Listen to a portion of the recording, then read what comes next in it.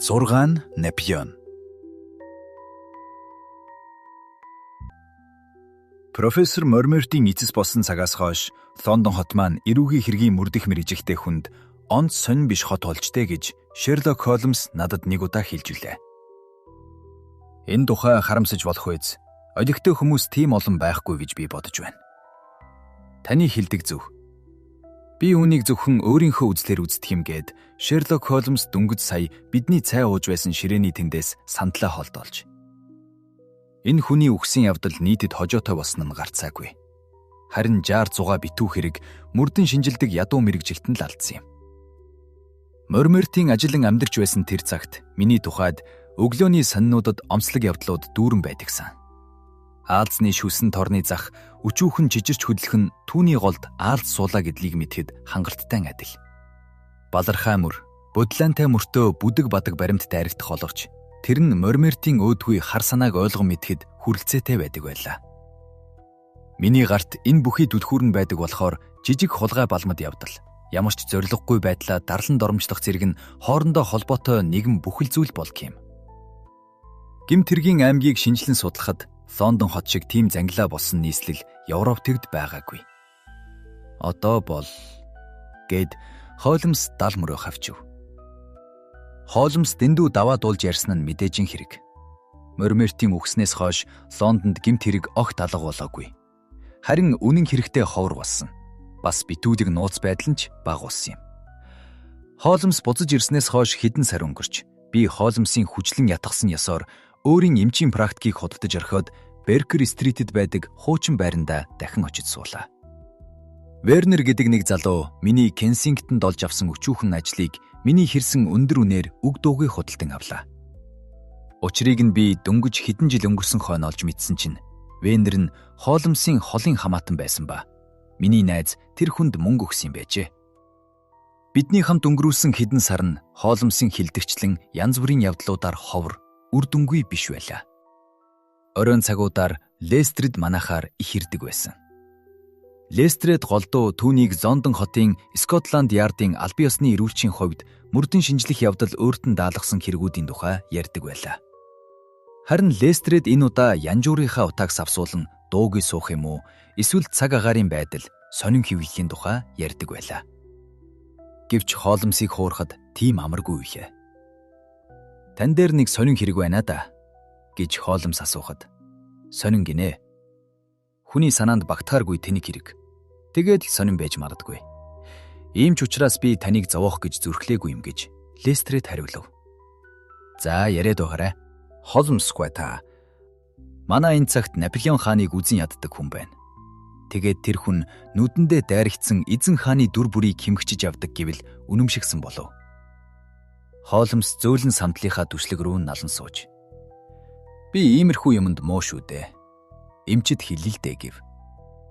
Өөрийн нь өмчийн биш Наполеоны баримл дүрийг хэмхлэх гэж хулгай хийж байдаг хүн гарвал цагдаагийн газар оролцоход хүрмэзтэй. Тэгвэл ч санаа шүү. Дэдгэрэнгүйхэн яриачтэй гэд Холмс сэргээд ирэв. Лестрид тэмдэглэлийнхээ дэвтрийг гарган хуудсыг нь эргүүлж эхлэв. За ингээд хамгийн анхны ийм явдал. Кенсингтоны замд байдаг Гудсоны мухлагт хоногийн урд гарчээ. Гудсон гэж баримл зураг худалдаг хүн. Тэгээд олон янзын баримл дотор гүлтгөнөөр хийсэн Наполеоны цээж түр байсан гинэ. Худалдагч нь арийнхаа өрөөрөө түр орсноо. Гинт түчигнэх чимээгээр эргэж гүйж ирвэл Наполеоны хагарсан баримл шалан дээр нь хөвтөж байжээ. Худалдагч гудамжинд гүн гарвал нэг хүн мухлагаас тун сая үсрэн гарсан гэж гудамжинд явсан хүмүүс хэлсэн боловч тэр балмад этгээдийг олж чадсангүй. Тэр гүртгэн баримл хэдхэн шиллингийн үнэтэй болохоор мөрдөн шинжлэх ажил явуулахад даанч өчүүхэн юм шиг санагджээ. Тэгж байтал өнөө өглөө бас нэг тийм явдал гарчээ. Юу гэж Холмс асуув. Наполеоны дүрийг ямар ч санаагүй атлаа химхэлжээ. Тун сони юм а Лестрид минь. Бүр дэлгэрэнгүй яриач хөө. За ийм байна. Кенсингтоны замд мухлагийн ойролцоо доктор Барнако суудаг юм. Тэдний гэрээс 2 мод газар өөрийн нь мис заслын имлэг байдаг юм. Доктор Барнако бол Наполеоныг бахархан шүтдэг хүн. Тэгэхээр гэрт нь Наполеоны тухайн ном, Наполеоны зураг, баримлууд дүүрэн байдаг. Доктор Барнако саяхан Францын нэг алдарт баримлчин хийсэн хивээс гаргасан Наполеоны 2 ширхэг баримл худалдаж авчээ. Тэгээд түүнийхээ нэгийг үүднийхээ өрөөнд, нөгөөг нь имлэгийнхэн хүлээн авах өрөөний пишин дээр тавьжээ. Өнгөрсөн шөнө гэртээ дээрэмчин орсон байхыг өнөө өглөө доктор Барнако үүднийхээ өрөө рүү ороход мэдсэн байна. Тэгсэн байдлаа Наполеоны дүрээс өөр юу ч алга болсонгүй. Нөгөө баримлыг нь гадаа аваачаад цэцэрлэгийн ханыг хажууд хаг цогсон байж гин. Холмс гараа хоромд нь үрэн пун сэтгэл хангамжтай сууна. Энэ их сонин хэрэг болж байна шүү. Танд сонин санагдана гэж би ч бодсон юм. За цааш нь. Доктор Барнако 12 цаг болоход имлэг дээр ээжжээ. Хүлээн авдаг өрөөний цонхыг өнгөрсөн шөнө нэг хүн нээж, нөгөө баримлыг өрөөн дотор яаж цайсан байхыг үзээд мань доктор хичнээн их тайхсан гэж бодно. Ийм л байна да. Холмс авгай минь. Хачин юм аа. Бараг инээдэмтэй юм байна. Доктор Барнакод байсан 2 баримлч нь гууд цооны мухлаг тэмхлүүлсэн баримлын яг хуулбар байсан юм уу? Цөмөөрөө нэг хэмийн баримл байгаа юм. Энэ их чухал юм шүү Лестердээ. Тэр хүн баримлуудыг хагарж байгаа явгын Наполеоныг үзен яддагтаа биш гэдгийг нотолж байгаа хэрэг. Лондон хотод Наполеоны дүр олон байдаг. Гэтэл энэ хугацааны дотор өөр баримлчдын уралсан баримл цутгамлын аль нэг ч ивдсэн удаа алга байна. Үүнийг та бид мэдэж байна. Би бас тэгж бодсон юм. Тэгснээ тэр галзуу этгээдийн түүргсэн газарт Наполеоны өөр дүс байгаагүй юм болов уу гэж бодсон юм. Галзуу гинэ гэж Холмс лавлан асуув. За тэгвэл Наполеоны дүрсийг устгах гэсэн ганцхан зорилготой хинээ туссан хүн болго л да. Үгүй ээ. Үүнд галзууралтын таамаглал таарахгүй шүү Лестердээ. Галзуурсан хүн Наполеоны баримж хаан байгааг олж чадна гэж та бодож байна уу? За тэгвэл та үүнийг юу гэж тайлбарлах вэ? Ямар ч байсан эвдэж сүйтгэх гэсэн ганц мухар шунал лав биш. Энэ итлээд ямар нэгэн тодорхой зорилгоор ажиллаж байна гэдгийг та бас бодолцоорой. Жишээлбэл тэр хүн бүхэл гэр бүлийн хүмүүсийг сэргээж болохоор Барнакогийн үүдний тасалгаанаас баримлыг гадаа аваачиж хагалжээ. Тэгсэн байдлаар ай хаюудгүй мис заслын имлэлийн газар болохоор баримлыг уг байсан газарт нь хагалжээ. Наполеоны баримлуудын тухай намтар нь таны бодож байгаагаас нэлээд төвөгтэй гэдэгт та бат итгэвэл зохино. Наполеоны дурсгалтай цаашид тохиолдох явдлын талаар надад нэгднэггүй мэдээгж өгөхийг би танаас гуйя. Таны надад ярьсан зүйл бол сүүлчийнх нь биш байх гэж би бодож байна гэлээ. Холмс удаан хүлээлгэхэд хүрсэнгүй. Маргааш өглөө нь нэн даруй ирээч Пит стрит 131 Лестерд гэсэн цахилгаан утас Холмс ирлээ. Тэгэхэд Холмс Наполеоны баримлуудтай холбоотой намтрын үргэлжлэл байх гэж би бодож байна. Харин хэмхэлдэг хүн маань Лондоны өөр нэг хэсэгт ажиллагаагаа шилжүүлсэн байна. За Ватсон минь. Бушуухан явцгаая гэв. Бид харс цагийн дараа Пит стритэд хурж ирлээ. 131-р байшингийн дэргэд сониучлан цугласан олон хүн байлаа. Холмс эсгрэм. Энд юу болж байна? Хагархаа баримдаас л ин гэж үү? Үгүй ээ. Наад зах нь хүн амийн хэрэг гарсан байхаа. Тэр цонхны дэргэд Лестерд харагдаж байна. Бид одоохон цөмийг олж мэдэх болно гэв. Лестерд биднийг зочны өрөөнд оруулахад сандран твцэн нэг хүн нөмрөж шүнийн зөөлөн шайхаа өмсөөд зогсоо зайгүй алхалсаар байлаа. Түүх хэвлэлийн синдикатад ажилладаг мистер Герас Гаркер гэрч энэ байшингийн эзэн гэж Лестерд бидэнд тэр хүнийг танилцуулав. Дахиад л өнөөх Наполеоны баримл шүү. Харин хэрэг маань тун сүрхий төвхтэй болоод байна гэж Лестерд хэлв. Тухайлбал хүн амны хэрэг гарчээ. Гаркер гуйта. Танаа байшинд шүн болсон явдлын тухай энэ эрхмүүдэд ярьж өгнө үү? Нөмрөг өмссөн хүн алхалхаа болж сандран твцэн царайгаа бид тийш хандууллаа. Болж өнгөрсөн зүйлийн тухай ярина гинэ. Ер нь болж өнгөрсөн зүйлийн тухай ярина гэдэг чинь сонин сурвалжлагч миний мэрэгжил байгаа юм. Харин одоо энэ явдал өөрийн гэрт борчоод байгаа болохоор би 2 үгч хэлж чадахгүй юм шүү. Би сурвалжлагчийн хуваар гаднаас ирсэн ч болоосай. Тэгвэл бүх сонинуудад 2 үе юм нийтүүлж орхихгүй яах вэ? Харин одоо бол яах ч аргалга. Би энэ намтрыг аль өглөөнөөс аваад л нилээд хідэн хүнд ярьж өгчхөд байгаа мөртөө үүгээрээ ганц ч зоосны ашиг олсонгүй. Гэлээч гисэн Холмс хуй танд дахин ярьж өгөхөд би бэлэн. Холмс түүнд талархлаа илэрхийлээд Бид түүний яриаг сонсохоор сууцгаалаа. Уул хэрэг нь үүнээс 4 сарын өмнө энэ өрөөнд тавих гэж миний худалдаж авсан Наполеоны баримттай холбоотой юм шиг санагдах юм. Би энэ гүлтгэнэн баримлыг Гай Стрит станцаас нэг байшингийн цаан суудаг ах トゥ Гарденыхаас авсан юм. Би өдрийн адилаар өнгөрсөн шөнийг бараг л бичгэн ширээний хажууд сууж өнгөрөөсөн. Өглөө босхын өмнөхөн доод. Давхар чимээ гарах сонсолдоход би түүнийг пун анхаарахтаа чагнасан боловч дахиад дуурсангүй. Будамжны шуугаанал дуулдаж байна гэж бодлоо. Тэгээд 5 минут хэртэ болж байтал аймаар луд чимээ гарсан. Би бүх насандаа үүнээс аимшигтай юм ердөөч дуулаагүй лээ. Би галын шидээгүүр шүүрч аваад доод давхарт хараан очлоо. Өрөөний цонхыг идэлгээд хайсан байлаа. Тэгээд пишэн дээр байсан баримл алга усныг тэр дороо мэдлээ. Гээд зовлон давтагдсан сэтгүүлчгүй удаан гэгч нь санаа алдаж үргэлжлүүлэн ямар ч өртөг үнгүй юмыг авах гэж миний гэрт дайран орсны өчтгийг би даанч ойлгохгүй байна гэхэд хооломс бид учлыг нь олохыг мэрийн хичээх болно гэд. Та тэгээд юу хийсэн бilé гэж асуув. Энэ хулгайч цонхоор орсон хартал ил байсан. Цонхны тавир дээрээс гот хаалганы дээд тал руу харайхад амархан байгаа юм. Би гот хаалга руу очиж түүнийг нээгээд ганц алхтал харанхуй дотор үхсэн хүний хүүр байхыг үзээд арай л онсонгүй.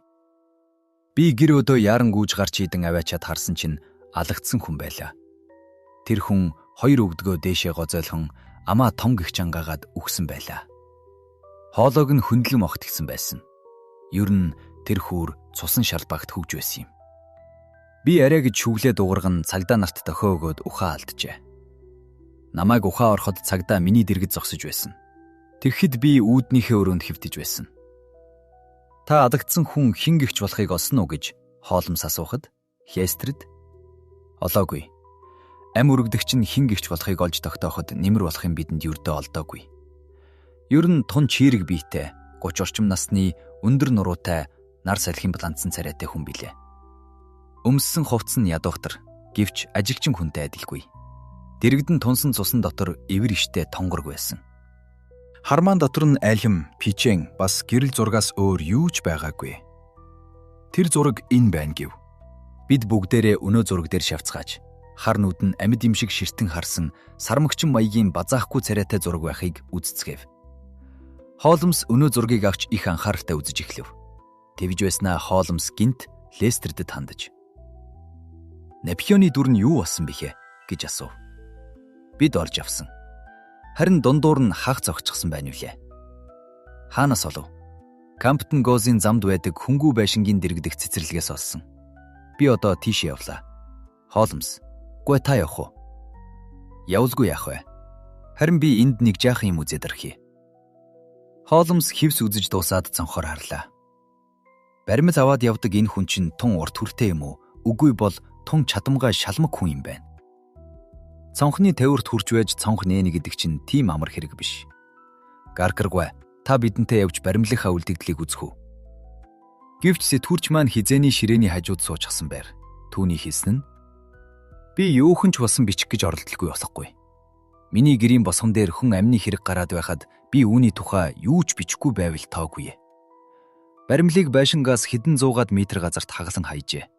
Хооломс тарсан хагархаанууд дээр тонгоон хид хідэн гүлтвэний хилтэрхий авч үзлээ. Түүний хөглөгөн бозон нүдний харцын байдлаар мөрөөр нь орсон бололтой гэж би бодлоо. За гэж Лестердийн асуухад Хооломс мөрөө хавчив. Одоохондоо надад хэлэх юм алга. Гэмт хэргийн энэ хачин эзэн ийм хямдхан баримлыг өөр юм болгож авах гэхдээ хүн алхаас буцаагүй байгааг нь анхаарах хэрэгтэй юм. Цаашилбал уулз баримлаа байшин дотор чагалсангүй. Байшингийн гадаа чаглаагүй байна. Тэр хүн баримлыг хаглах ганц зорилготой байсан гэж үзвэл дээрхийн учрыг яаж тайлбарлах вэ? Хүн амьтантай дайралтад ичид зовсондоо бодилж орхисон хэрэг. Тэр ер нь юу хийж байгаагаа ойлгож буй гэж үү? Тийм болог.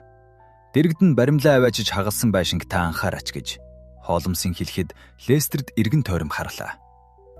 Энэ бол хүн суудаггүй байшин. Тэгэхээр цэцэрлэг дотор айлгарх юм тохиолдохгүй гэж мэдсэн байна.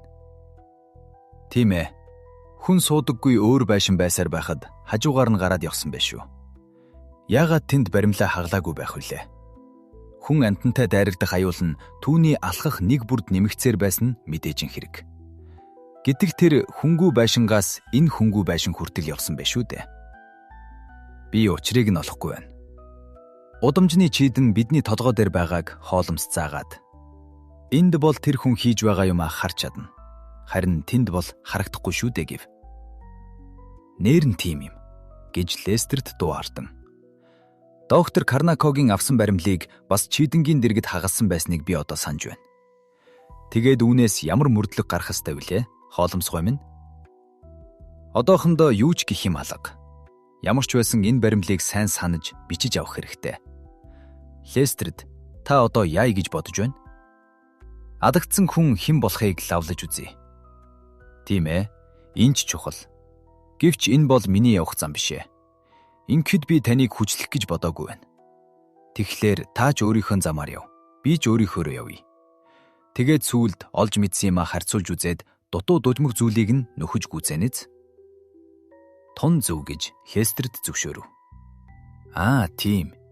Нөгөө сэтгүрчтэй дайралдвал Наполеоныг үзен яддаг өвчнөөр сүрхий гарцуурсан хүн байшинд чинь орж гэж миний нэрийн өмнөөс хэлж орхиорой. Тэгээд энэ тухай өгүүлэл бичээч гэж намайг зөвлөж байна гэж хэлчихээрэй гэлээ. Лестерд гайхаж тасарч нүд орой дээрээ гарсан боловч хооломсыг ихэд хүндэлдэг босхороо огтхон ч маргасангүй.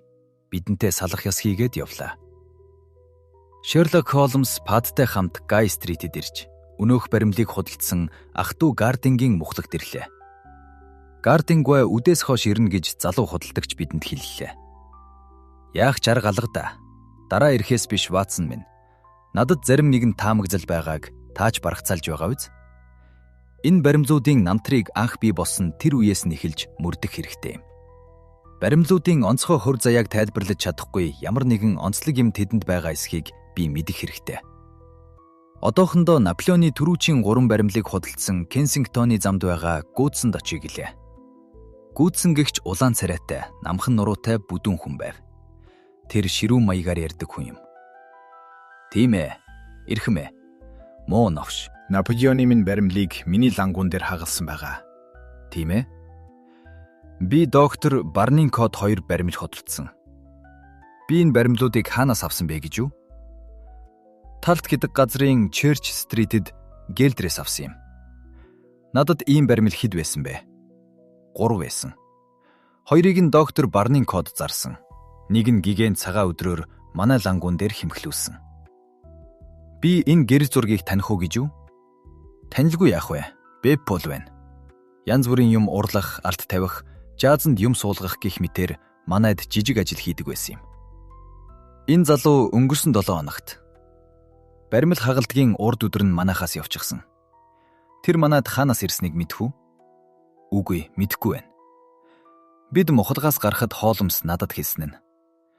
Би үүнээс илүү юм гуцноос дуулна гэж найдаагүй байсан. Энэ Беппо гэдэг хүн маань Наполеоныг сүйдлээд байгаа бүх хэргийн баатар нь мөн бололтой шиг байна. Одоо энэ бүх баримлыг цутгаж гаргасан Гэлдрийн засварын газар руу явъя гэлээ.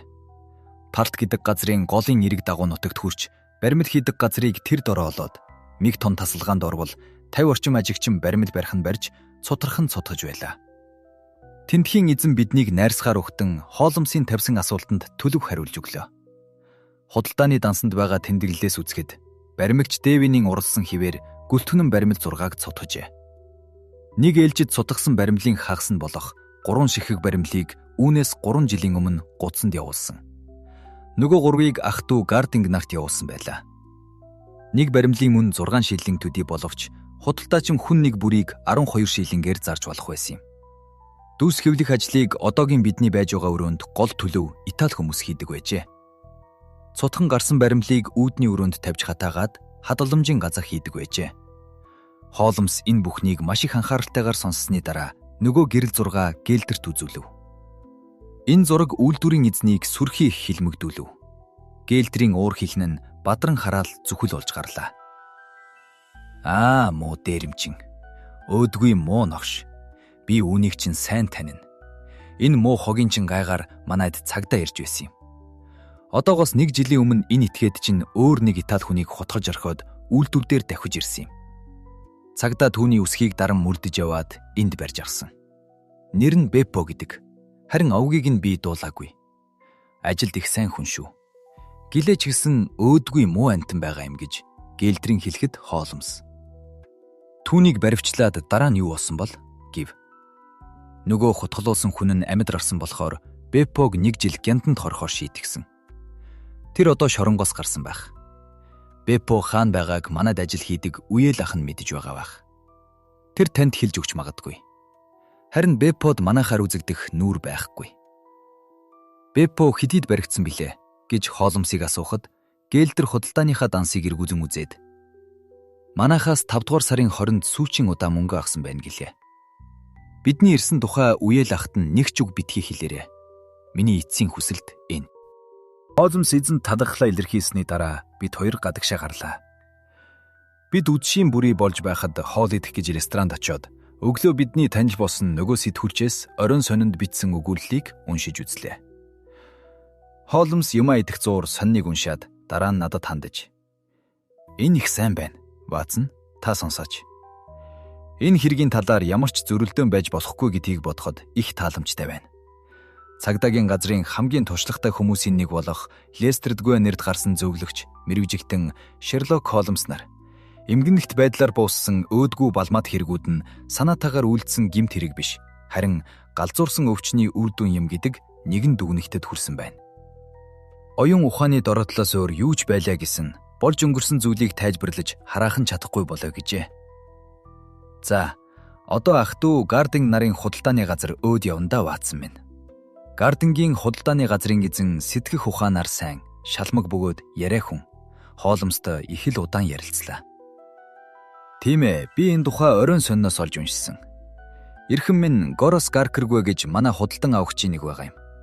Хэдэн сарын өмнө манайхаас Наполеоны нэг баримл авсан. Бид Тарт гэдэг газар суудаг гэлдрээс 3 тийм баримл захиуж авчирсан юм. Одоо тэд бүгдээрээ худалдагдсан. Хинд гинэ. Би данснаас харъя л да.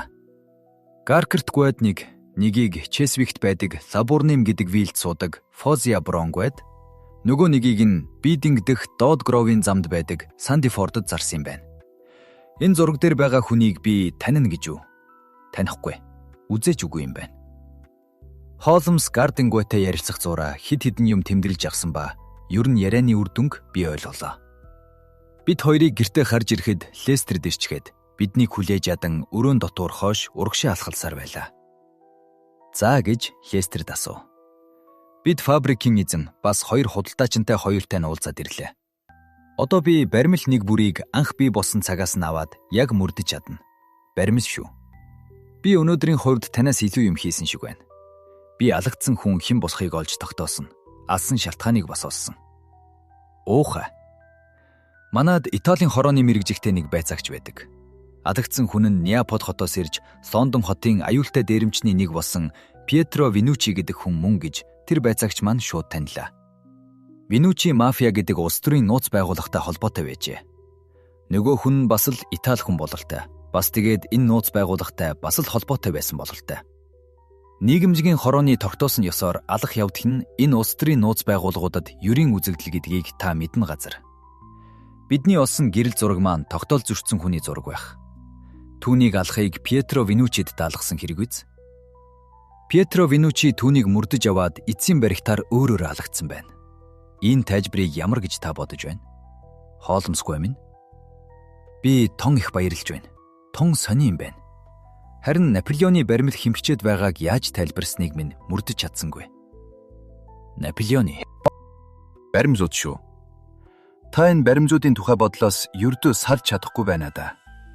Эн чин ялэмгүй зүйл, балмад зан, өчүүхэн хулгай шүү дээ. Ийм хэрэг хийсэн хүнд шүүх 3 сараас илүү ял өгөхгүй. Ер нь бид хүн аммын хэргийн тухай мөрдлөг хийж байгаа шүү дээ. За зүйтэй л дээ Лестерд минь. Одоо та яах төлөвлөгөөтэй байна? Одоо амархан. Алгадсан хүнийг таньсан нөгөө байцаагчаа дагуулад Италийн хороо руу явна. Алсан хүнийг 6-аар нь олчихно. Холмс, та бидэнтэй явах уу? Явахгүй Лестерд минь. Надад бас өөр юм бодол байна. Харин та өнөөшн бидэнтэй хамт явбал тэр хэрэгтнийг гянтан суулгахад чинь тусалж чадна гэж бодож байна. Та Италийн хороо руу явах уу? Үгүй ээ. Чесвик руу явна. Та өнөөдөр надтай Чесик рүү хамт явна гэж амлавал би маргааш тантай Италийн хороо руу явна гэж амлах байна. За шийдэ. Лестерд бууж өгөхгүй хаашаа гарах вэ? Холмс. Шөнийн аялалд 11 цагаас нааш явахгүй гэж шийдээд тэр болтол биднийг амарч хоол идгэлээ. Холмс зарлар дуудаж нэг захидал өгч явуулаад оройн турш хуучин сонныг үзэж өнгөрүүллээ. Тэгээд бидэнтэй нийлэхдээ эрлийнхээ үр дүнгийн тухай юу ч хэлсэнгүй. Наполеоны 3 баримлыг хинт зарсан тухай хэлж байхдаа Гардинг Чесвик гэдэг газар дурсаж байсныг би санаж байсан. Тэгэхээр Холмс Чесвик рүү яваад гэмт хэрэг үйлдсэн этгээдийг газар дээр нь барина гэж гордож байна гэдгийг би таамаглан мэдлээ. Холмсын заасан ёсоор сурвалжлагчийн бичсэн өгүүлэл нь хэрэгтнийг тайвшруулсан гэж Холмс тооцож байсан биз? Хэрэгтэн тэр өгүүллийг уншиж үзээд инээд нь хүрч уул хэрэгээ ямар ч залхаалтгүйгээр үргэлжлүүлж болох юмаа гэж бодсон бизээ. Би ингэж бодож байсан болохоор гар бууга биедээ авч яваарэ гэж Холмс надад хэлэхэд нь огтхонч гайхаагүй лээ. Холмс өөрийнхөө дуртай зэвсэг хар тугалган голтой ташуураа авлаа. Бид 11 цагт гэрээсээ гарлаа. Геймер стритийн гүүрэн дээгүүр гараад Холмс сүүх тэргээ зогсоож улаачийг хүлээж байв. Тоглог гой барилга болон цэцэрлэгээр хоёр тал нь нэмжигдсэн нарийнхан замаар явцгаалаа. Лабор нэмгэж гадаа хаалган дээр бичээтэй байх нь гудамжны дэнгийн гэрэлт харагдав. Байшин дотор харанхуй байв. Зөвхөн хаалганы тушаа байгаа ганц цонхны дугуй улаавтар гэрэл цэцэрлэгийн харгуй дээр дуусжээ. Бид зам цэцэрлэг хоёрыг заагалсан модон хашааны сүүдэрт нуугдан бүлгөө. Тим их удаан хүлээлгэхэд хүрсэнгүй. Цэцэрлэгийн сарааржин хаалга гив гинт нэгдэж нэг хотлогдсон хар юм харанхуйг даган сармагчин адил шаламгайлан хурдан гихч гүйж өнгөрлөө. Тэгснээ дугуй зонхны гэрэлд нэг сүмэлзээд байшингийн сүүдэрт орж харагдахгүй болов. Дараагаар нь цонх нээж байгаа чахарсан бүдэг дуум сонсогдлоо. Нууц дэнгийн гэрэл байшингийн нэг цонхоор тусав. Нөгөө гэрэл маань өөр хоёр цонхоор бас харагдлаа. Тэр хүн ирж байгаа юмаа олохгүй л гэх бодолтой. Нээлттэй байгаа цонх руу очиж байж байгаад гарахад нь бариад авъя гэж Лестерд санз гаргалаа. Бид байсан газраас хөдөлж жамжаагүй байтал нөгөө хүн нэг цагаан юм сугавчилсаар дугуй цонхны гэрэлд гарч ирлээ. Иргэн тойрон харсныхаа дараа барьж явсан юм а газар тавьж. Тэр дороо тас хийдэл цөхөх чимээ гарч улмаар тажигнан хангнах дуу сонсогдлоо. Тэр хүн өөрийнхөө ажилд ухаангүй богтлоо улайсан тул бид сэмхэн ойртож очсныг ч мэдсэнгүй. Холмс Барсын адил шаламгайлан тэр хүний араас тэвэр навхад Лестерд бид хоёр нэг гарыг нь шүүрэн барьж гарт нь гав угллаа. Түүнийг гидрэх харуулan үзэхэд царай нь хачин босон байлаа. Өнөө гэрэл зураг аргагүй л энэ хүнийх мөн ажээ. Харин Холмс олзлогдсон хүнийг огтхонч сонирхсангүй. Тэрээр байшингийн босгоны хажууд явган суугаад Наполеоны баримлын хагархайг маш их анхааралтайгаар үзэж байв. Энэ баримж нь өглөөний бидний үдсэнтэй яг адил бөгөөд бас яг адилхан хагалжээ. Холмс хагархай нэг бүрийг гэрэлт гарган үзсэн боловч онцгийн гойд юм олсонгүй. Яг энэ үеэр байшингийн үүдний өрөөнд гэрэл асаж эзэн нь харгуй дээр хурч ирлээ. "Фоzie Бронгвай юу?" гэж Холмс асуув. "Тийм байна. Та Шерлок Холмсгүй яриаггүй мөн биз дээ. Зарлагаар явуулсан зурвсыг чинь хүлээж аваад таны заасан бүхнийг яг ёсоор нь гүйцэтгсэн. Та энэ өөдгөө амтныг барьж авсанд би тун их баярлаж байна.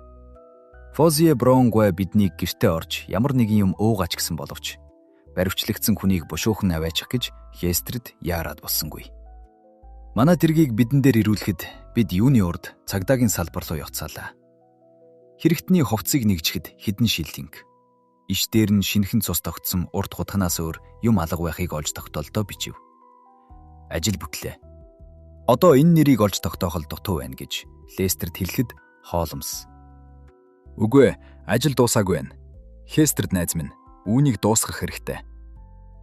Харин та маргааш оройн 6 цагт манайхаар морилон очивол танд одоо болтол энэ хэргийн учир явдал ойлгогдоогүй байна гэдгийг өөрт чинь нотгож өгч чадна гэж би найдаж байна. Энэ бол гэмт хэргийн түүхэнд онцгой хэрэг шүү" гэв. Лестерд Холмсын өрсөн ёсоор маргааш нь хүрчиллээ. Тэр нөгөө баригдсан хүний тухай үнэхээр их юм олж дууржээ. Баригдсан хүний нэр Беппо, Италийн хорооны хамгийн өөдгүү хүний нэг. Тун сайн уран баримгч байснаа зөв замаасаа мултарч 2 дахин шоронд орсон гин. Нэг удаа хулгайн хэрэгээр орж, сүүлд нь танил нөхрөө хутглаад орсон гинэ. Тэгээд Напёны дүрийг яах гэж хагалснаа хэлхээс татгалзаж байгаа боловч энэ хүн Гелдрийн үйлдвэрийн газарт судагчаар ажиллаж байсан тул уул баримлуудыг өөрөө гаргаж хийсэн ч байж болох юм гэж цагдаагийн газраас тогтоосон гин. Холмс энэ бүхнийг найрсгаар анхаарч байсан боловч түүний бодол санаа нь хол байна гэдгийг би сайн мэдэж байсан. Тэр ямар нэг юмыг хүлээн твдэнгүй байх шиг санагдаж үлээ. Үүдний хонх дугарлаа. Холмс цочин нүдэн сэргээд явчихлаа. 1 минут хэртэй болоход хайрцаг барьсан улаан царайтай ахмир насны нэг эрхэм орж ирээд хайрцага ширээн дээр тавьж "Шерлок Холмс гоо энд байна уу?" гэв. Холмс зочинд хандаж "Ридингт суудаг Сандифорд гоо та юу?" гэж асуув. "Тийм эрхмээ. Надад байгаа баримлын тухай та бичсэн үү?" "Яг зөв. Дэвиний хийс хിവэр хивсэн Напёны баримт олж авах гэж хүссэн. Тэгээд надад байгаа ганц баримлыг 10 фунтээр авахыг зөвшөөрнө гэж та бичсэн үү?" "Тун үнэн." "Энэ баримл надад байгааг та яаж мэдвэ?" "Энэ ч амархан л да. Хамгийн сүүлийн ганц баримлыг танд худалдсан гэж мистер Гардинг надад хэлээд таны хаягийг өгсөн юм." "Аа, тийм байж шүү. Гэтэл би энэ баримлыг дөнгөж 10 шиллингээр авсан юм. Тэгэхэд та надад 10 фунтын үн өгч байх юм. Эн чинь ер нь үн байна шүү. Тийм ээ. Энэ бол миний өгсөн үн. Түүнийгээ ч дуртай төлнө. Напёны баримлыг олж авна гэдэг бол надаа олз байгаа юм. Олзны оронд төлөх хэрэгтэй. Энэ бол таны талаас их инэрэнгүү хэрэг. Холмсгүй минь. Таны хүссэн ёсоор баримлыг аваад ирсэн. За маягээд. Сандфорд гоо хайрцгаа нийлээ. Тэгээд бид адаг сүлд нь 1 бүтэн баримлын бараа харлаа." Холмс ширээн дээр 10 фунтын дэвсгэр 1 бичигтэй цаас 2 тавиад "Сандфорд гоо, та энэ 2 эрхмийг байхад үүн дээр гарын үсгээ зуржаал. Уул баримлыг миний эрхэнд шилжүүлсэн тухай энд бичээчтэй байгаа юм. За, та мөнгө аваарай. Баяртай гэлээ." Манай гийчнийг гаргасны дараа Холмс тун хачин юм хийж байх шиг санагдлаа. Тэр хоолны шүүгэнээс хамгийн цагаан бүтээлэг гаргаж ширээ бүтээлээ. Тэгээд нөгөө саяныхаа олж авсан баримлыг ширээний голбонд нөгөө бүтээлэн дээрээ тавилаа. Твж байснаа тугуулган голтой ташуураа авч Напёны баримлын зулай дунд чанга гэгч дэлсэв. Баримлч хилдэрхийнүүд болон яйрлаа. Холмс уул хагархаанууд дээр тонгоосноо. Тэр дороо газраас 1 хагархаа авч баярын дуугаар хашрив. Тэр хагархаа дотор нь 1 хар юм шиг тэгсэн байлаа. Тэгээд түүний хийсэн нь "Эрхмүүдээ, энэ бол Боржагийн алдарт хар сувд байгаа юм. Энэ чинь ертөнцийн хамгийн алдартай сувдтай. Хоорондоо холбоотой олон дүгнэлт асуудлыг авч үзснийхээ ачаар би энэ сувдыг анх хулгай авсан газар болох Хунтайжийн унтлын өрөөнөөс аваад 1 жилийн урд Гелдрийн үйлдвэрийн газар цутгсан Напёны 6 баримлын сүүлчийн ширхгийн доторхыг хүртэл мөрдөж чадсан юм. Энэ их хүнтэй сууд алга усны тухайд ямар их шууган босныг Лестрээд та санаж байгаа бах. Лондон хотын бүх цагдаа эрэлт гарсан шүү дээ. Надаас ч гэсэн зөвлөгөө авахар ирж байсан. Тэгсэн хэрн тус болж огтхон чадаагүй. Хунтайжийн эхнэрийн шивгчин байсан Итали хүүхнийг сэжиглэж байсан. Тэр хүүхний ах нь Лондон хотод байдаг гэж олж тогтоосон боловч тэр хоёрын хооронд ямар холбоо байсан эсхийг олж чадаагүй юм. Шивгчин эмэгтэй нэр нь Лукреция Винучи гэдэг байсан. Үүнээс 2 хоногийн өмнө алагдсан хүн бол энэ хүүхний ах Пьетро байсан нь магад гэж би бодож байна гэлээ. Бид гайхаж тасран Холмсыг харсаар байлаа. Холмс инээмсэглэн цааш ярьсан нь. Тэр үеийн хуучин сонин надад их тус болсон юм. Беппог баригдахаас 2 хоногийн өмнө энэ сулд алга болсон гэдгийг сонноос олж тогтоосон. Беппо бол яг энэ баримлуудыг Гелдрийн үйлдвэрийн газарт хийж байх үед баригдсан байгаа юм. Одоо энэ хэрэг явдлуудын холбоог та нар ойлгож байгаа биз? Тэгэхэд энэ сууд Беппогийн гарт байсан хэрэг. Тэр өөрөө Пьетрогоос хулгайлж авсан ч байж болох юм. Аль эсвэл хамтран хулгайлсан ч байж болох юм. Энэ ч тийм чухал юм биш. Харин түүнийг цагдаа нар хөөж явахад энэ сувд түүнд байсан гэдэг л чухал юм. Тэр сандарч зүхтааж аваад үйлдвэрийн газар ирсэн хэрэг. Өөрийнхөө мэдэлд үлдээд байгаа хэдэн минутын дотор үнэт эрдэнэ сувдаа далд хийж авах хэрэгтэй гэдгийг тэр сайн мэдэж байсан. Тэгэхгүй бол түүнийг нэгжээд олох байсан. Үүдний өрөөнд хатаах гэж тавьсан Напёны 6 баримл байжээ. Тэдний нэг нь хатуу бортлоо сайн хатаагүй байхаар Беппо өөрөө уран чадварлал баримлч хүн болох учраас түүнийг нөхөлж сувдаа шургуулад дахиад битүүж орхисон хэрэг. Беппог 1 жилийн хугацаагаар гянданд сууж байх хооронд өнөө 6 баримл нь Лондоноор тарж амжжээ. Сувдаа ямар баримлт хийснийг тэр өөрөө мэдэхгүй байсан болохоор баримлыг хагалж байж л өнөөх үнэт эрдэнэ олж чадах байсан юм. Тэгээд уул баримлууд ямар фермүүдэд очисон болохыг Гэлтрид ажил хийж байсан үеэл ахасаа дуулсан хэрэг. Тэгэхээр нь гудсанд очиж ажил хийж байгаад 3 баримл хаана байгааг мэдэж аваад тэндээ хаглаад үзэхэд сувд нь алга байжээ.